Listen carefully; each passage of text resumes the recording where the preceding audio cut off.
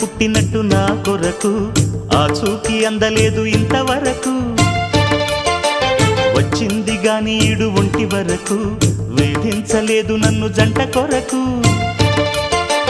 చూశాక ఒక్కసారి ఇంత వెలుగు నా వంక రాను అంది కంటి కునుకు ఈ అల్లరి గారడి